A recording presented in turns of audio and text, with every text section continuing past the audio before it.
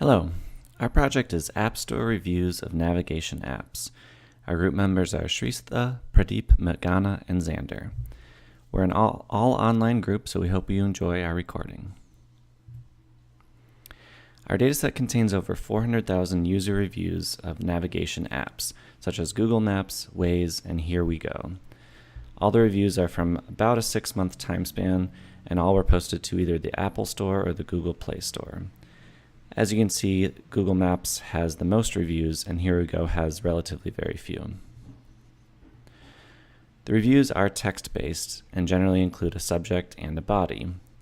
Here are some examples so you can see what these look like.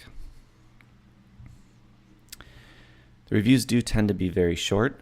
I believe this is because the reviews are generally posted on a user's phone, so you can see that the majority of reviews are 50 characters or less. Reviews do contain a rating on a 5-point Likert scale. As you can see here, the majority of reviews receive a 5, which is the highest rating. The distribution of ratings is pretty well maintained within apps, so as you can see, even though Google Maps has more reviews than Waze, the distribution of ratings is actually fairly similar. About 80,000 of the 400,000 reviews do contain an emotion field. This is, again, a Likert scale, although it's a little less clear what the ordinal range is, but it begins with delighted and moves it down to angry. The goals of our project are to first perform topic modeling, so we'll use unsupervised clustering of word embeddings, and we hope to develop an abstract set of topics that describe the latent structure of the data. After that, we hope to predict review scores. We believe that we'll end up building several different types of models, starting with a very simple bag of words approach, and then moving on to more complicated techniques such as a convolutional neural network using word embeddings. Finally, we hope to do some sentiment analysis. One step might be to predict the emotion rating that's inside of the data, but we could also perform more traditional sentiment analysis. Our raw data is separated into 27 CSV files, so we have to begin by gathering all of these together, and we end up loading these into a pandas data frame.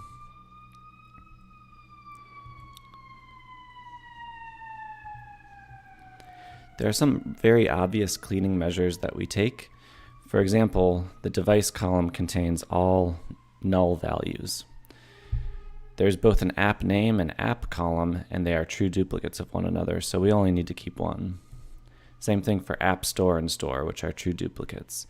In all these cases, we can drop an entire column with no loss of data.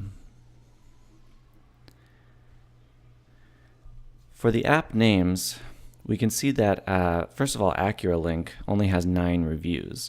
Compared to the others, that's really not enough to perform any kind of classification or prediction, so we end up dropping AccuraLink from the dataset. But also looking at these app names, there is some confusion over why Waze has 2 different apps, one called Waze Navigation and Live Traffic, and one called Waze GPS Maps, Traffic Alerts, and Live Navigation. Reviewing these names, we had a strong suspicion that these were actually just two names for the same app. Looking into it further, the difference is whether or not the app is on the Google Play Store or the iOS Store. For our purposes, we're simply going to rename these apps. This allows us to roll up the reviews across both app stores for a single app, so we can, for example, look at all reviews of Google Maps. But we can also still differentiate between app stores merely by filtering on that column.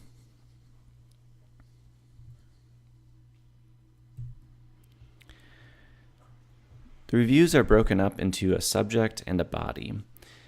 For both, a translation has been provided for foreign language text.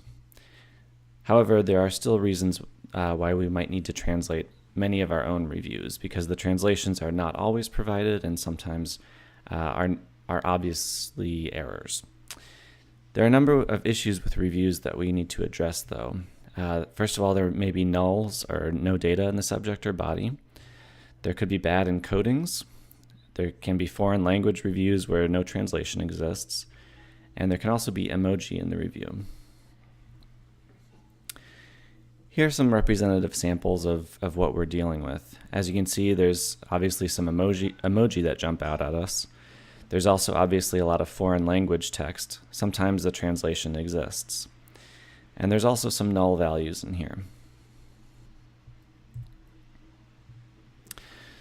Starting with null values, there are a small number of reviews where no text was supplied for the body, and a large number where there's no text for the subject. However, these reviews typically contain the other field, so we typically don't want to actually drop those reviews.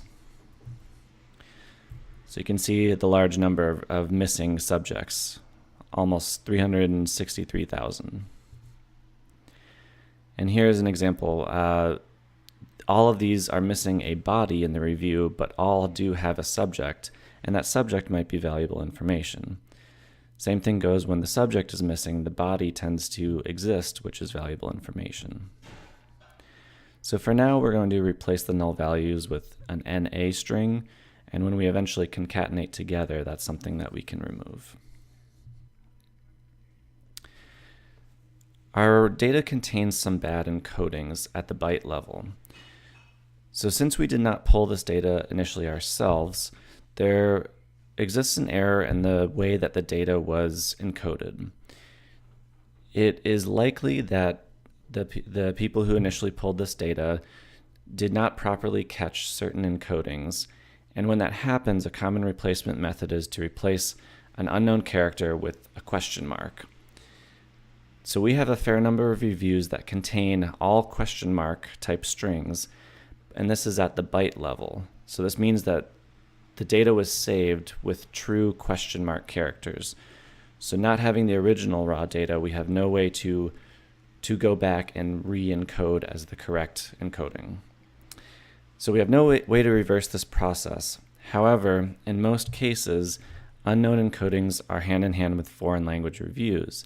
And because the dataset tends to provide translations, we can generally replace those question mark strings with provided translations if they exist. In order to capture these reviews, we built a regular expression. Essentially what this one is doing is just looking for reviews that contain only question marks and potentially spaces. So you can see we have altogether about 4,000 cases where we have bad encodings at the byte level. And here's an example. So in this case, the body is all question marks, but you can see sometimes a translation exists which does not have any bad encodings. Same thing for subject. So we simply write a function to replace those bad encodings with translations if they exist. This process does create a few more null values, so we replace those again. Emoji, everyone's favorites. So for emoji, it's not clear necessarily whether or not emoji will work properly when we want to start doing topic modeling or prediction. This is because the emoji use what are called grapheme clusters. In other words, sequences of Unicode that display a single character in output. However, it's unclear whether or not, again, our processes would be able to handle something that is not by itself a single character. So an example of this is an emoji. If you're using a face with a particular skin color, the emoji itself in Unicode is not a single Unicode character. It is actually multiple things together. I believe that one looks like the regular face plus the face with the skin color. So it's actually a combination of multiple things together. This can cause problems when we're doing things like word embeddings. So there's a reason why we need to clean our reviews with emoji. At the same time, we don't necessarily want to drop emoji because there's valuable information in a smiley face or something like that. So what this function does is it looks for those grapheme clusters, and it looks for emoji, which are provided in a library called Emoji. Essentially, that library is a scraping of all emoji from unicode.org. When emoji are found, it returns two different sets of strings. One string is with emoji erased, and one string is with emoji replaced by the Unicode description. So let me show you what that looks like. So here are two examples. Very convenient and amazing app with a heart at the end. And you can see the first output is just the heart removed, and the second output there is the heart emoji has been replaced by the string red_heart. And below not good, and then two more emoji, that might be replaced by not good, confused face, thumbs down. So we simply create two new columns here for body and subject with our options. We wanted to output both options because we wanted to explore whether or not the inclusion of emoji ends up helping or hurting us. And here's an example of the output. So it can work even with non-English text. We do have an author field, and there are some, at least a large amount of nans, null values in that field. There are some bad encodings as well. So we fix these much like we fix other things previously discussed. And now what we end up doing here, though, is when we don't have an author, we replace it with user underscore and then the ID of the review. That way we should have unique author IDs. However, unfortunately, it's what we receive in this data set is not really a set of unique users. In the Google Play Store, it's possible to post an anonymous review. That was not always the case. In the past, users were required to make a profile, and a review would be based on a Google Plus profile. But now if you don't have a profile or you delete it, your username will appear as a Google user, and that might be in the language of your choice. So what becomes clear from this is that not only do we not have unique author IDs, but also there exist many cases where you might see a person's name associated with 26 individual reviews.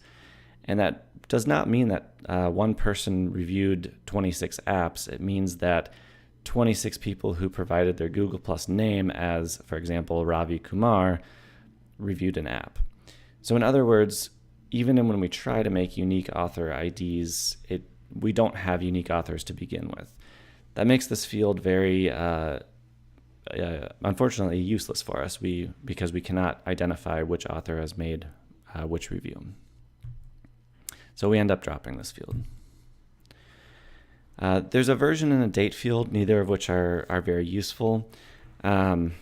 Version is not very useful, mainly because there are so many versions of these various apps, and those versions are also broken out into Google and Android and iOS versions. So you can see the top version only has about 4,000 users, and they go down all the way to a single user for a version. We do have a date that the review was given. All these are in about a 6-month time period. That is relatively close together, so we don't feel that the actual date is going to have a big impact on our reviews. If this was taken over, a multi-year time period, this might be a bigger issue, though. Finally, with emotion, we replace some null values with unknown, just so that we can get a better understanding of exactly how many we have. Hello, this is the part where we do the translations for the text which is not in English in our data set. So I start with the data that is cleaned by Zander, and it has stripped off all the emoji descriptions and other special characters that were there. So I read that CSV file here, and then I do a sanity check on it. I check the columns, the shape of the data set, and then I check if there are any NANs present in the following column. The body with no emoticons, body with emoticons replaced by their descriptions. Similarly, subject with no emoticons and subject replaced with their descriptions. So we see that there are quite a bit of NANs present in that. So in the next cell, the first thing that I do here is replace the NANs with NANs in both the body columns with and without emoticons with body underscore NA, and both the subjects columns with sub underscore NA. After that, we check if there are still any NAN or null strings left. So we see that there are no null strings left. Now we check whether there are any rows where neither the original subject and original body is available, nor the translated subject and translated body is available. Why am I doing this? Because there are instances in this data set where the translated subject and body is available, but the original one is lost in the scraping because of some special characters that were not encoded or could not be encoded. So we see that there are 876 rows of that nature. Now what I do is I drop these rows because they have no value in our data set. They neither have subject, body, nor their translated part. After that, I reset the index. Then I check whether there are some rows where the original reviews were lost, where the original reviews were lost during the scraping. Do they have some of the do some of those rows have translations saved? So we check whether the body and subject is null, but either the translated body or translated subject is not null. So we see that there are 17 rows of that nature. Now finally, we check the number of records which have translations already present. But we have to mind that these do not exclude the rows which are either already in English, in which case they do not have their translated body and subject present, but the original text in the original body and subject column. And so we see that we have about 100,000 odd rows for which the translations are present.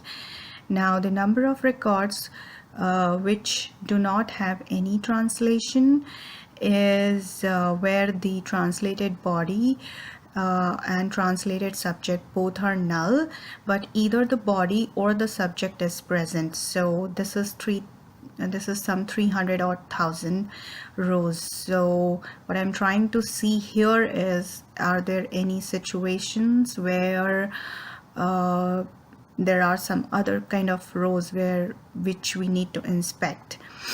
Now it's just a view of the translated subject and the subject and the body with the removed emoticons. For the purpose of translation, I have chosen to translate the combination of, I have chosen to append the subject and body together, and I am using the subject and body with emoticon descriptions because as of now, emoticons, they do have some information presence and we do not want to take them out before we do a round of any sort of analysis on this data set.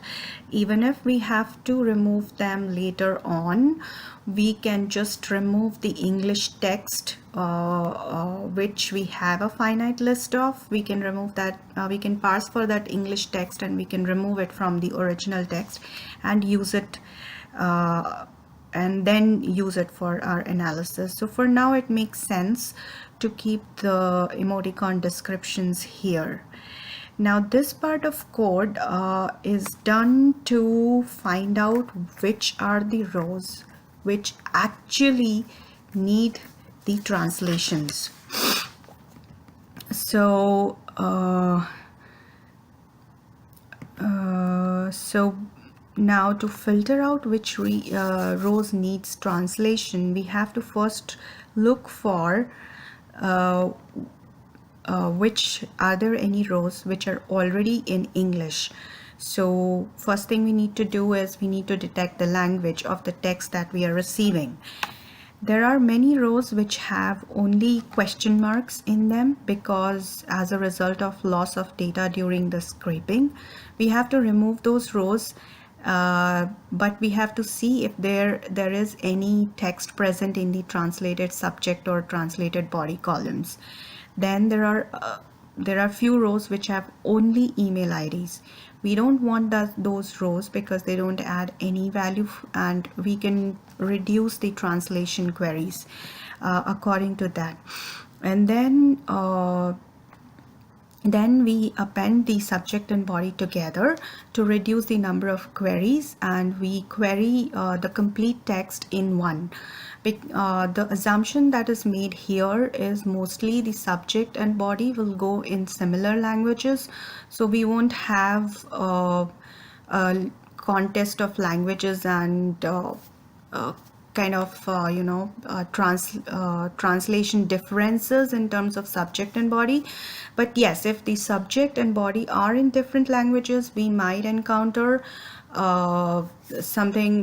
might encounter some errors in translations, but I am guessing that those errors will be very small in terms of the size of the whole corpus, and when we do the tokenization and the normalization of the text, those errors will be eliminated automatically.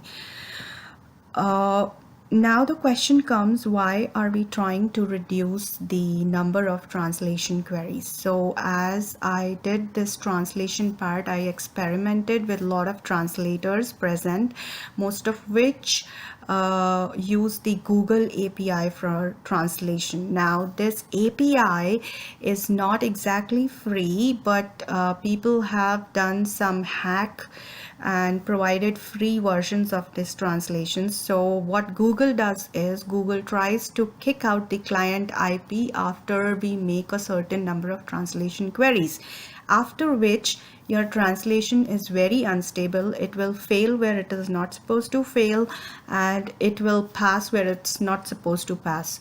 So it's very unstable, it's very unreliable after you pass those number of queries. So for that matter, we have used the Microsoft translation platform, which is not that robust, but it first of all it provides us with a daily quota of I guess 200,000 translations, 200,000 free translations, but those 2 million free translation, 2 million free characters that we can translate. But since the size of our data set is past 2 million characters, we have to use it wisely, because after that it is paid. So here we first we first append the subject and body with emoticon descriptions. Then we remove the body underscore NA and subject underscore NA substitution that I had done in the previous step. Then we parse for any email IDs present, we remove them. Then we remove all the punctuations and digits. Mind, there are some rows which has only arbitrary numbers entered in them, so those of course don't add any value. So after doing that, we check whether there is any text, any character present in that particular text. If it is not, then we do not need any translation whatsoever for this text, and so we append a trans none to that. After that, we do a language detection. Now the language detection can fail for a lot of cases where the text is not sufficient enough to detect a language, because it works on a probabilistic non-deterministic algorithm, which bases its language detection on a corpus of common words and stop words derived from similar language texts taken from wiki text. So this is a non-deterministic algorithm and it fails at a lot of places. So we check if it detects a language, and if that language is English, we append the subject with the XML like tags, like sub XML like tag subs. So later on, if we want, we can separate the subject, and then we store the text as is. If not, then we check. If the language is not English, then we check whether the translation is already present. If yes, then we use the translation provided, and and if the translation and if there is no translation provided, then we append the trans required tag in that list. So later on, when we run the translation algorithm, we know that these are the only rows that we need to translate. So after doing that, we get a list whose length is equivalent to the dataset length, and we do a sanity check on it and see that everything looks okay. And then we check how many are the records that require translation. So these are 175,737 records that require translation. And then we check that how many rows were filtered out due to the malformed strings, and we see that around 1800 rows were spelled out, were chucked out. So, and then we do a final check whether it has any NANs or any empty strings, to which we see that there are none. And then we append this list to the data frame with the column translated text to reset the index and do a final sanity check. Now I have temporarily saved this file, so we don't have to do the above step again. And then we run the translate text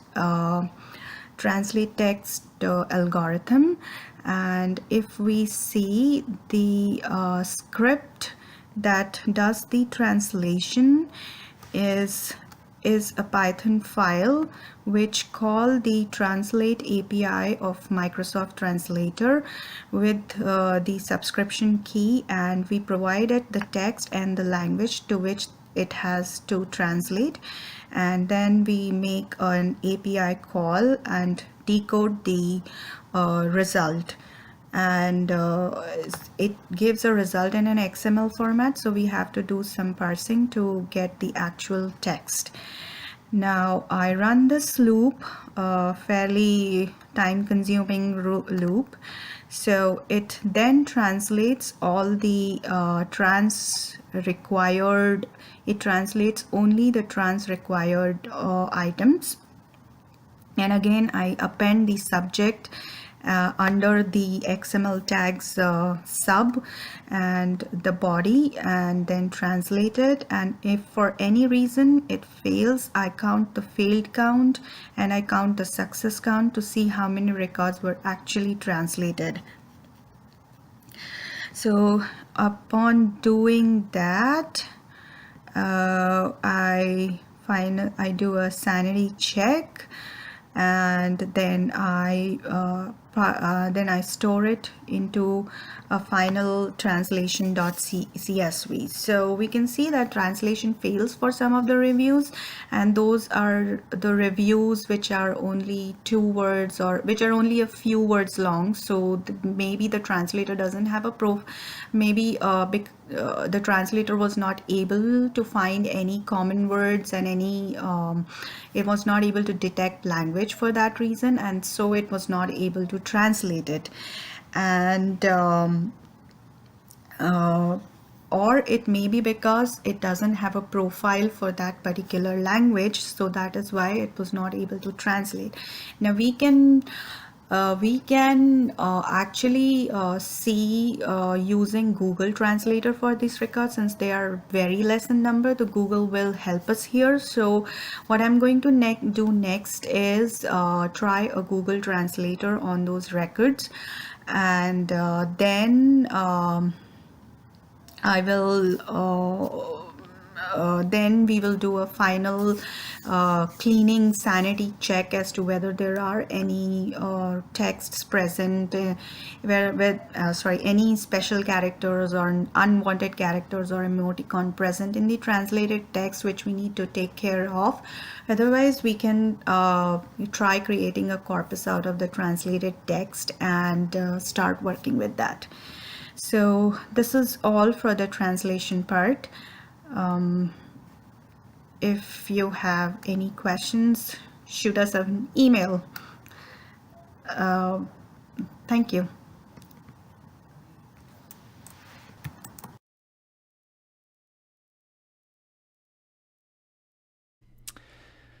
For next steps, we are going to start by doing a final cleaning of the text. So it will include a final removal of special characters or non-English text and converting to lowercase. So as an example, let's say an emoji ended up making its way into one of our final cleaned reviews. What we can do is we can force the review into ASCII, which is really the most basic way to represent English text, and then decode it back to UTF-8 with a flag to ignore characters that are not understood. So you can see here this simply removes the heart. And we can turn that into a pandas apply function to remove throughout. So that'll also work with foreign language text or any odd special characters. Converting to lowercase is very straightforward. This is important when we want to do something like topic modeling or creating word embeddings, because we don't want we don't want to have two representations of the same word, one for when it appears at the beginning of a sentence and has an uppercase value. So here's an example of the cleaned output, all lowercase, no special characters. We also need to tokenize and build a corpus of all of our reviews. So this is splitting our reviews into sentences and then tokenizing into individual words and then putting them all together. That's very important for the creation of word embeddings. So here's an example of a review that has already been through the cleaning process. So there's no special characters. And to tokenize it, it's actually very simple with the NLTK library. So now we simply iterate over the sentences, tokenize, and you can see we have a list, which we have one list for each sentence, and then within that list, each item is a word. After that, we will be building word representations. So we'll build both a bag of words representation, which is essentially a one-hot encoding, and we'll also build a vectorized representation. So you can think of like something like word to vec as a good example of that. And then we'll begin modeling. Thank you. If you have any questions about this review, or about this presentation, excuse me, you can reach out to us on D2L. Like I said, we're an all online group, so we'd love to hear your feedback. Thank you.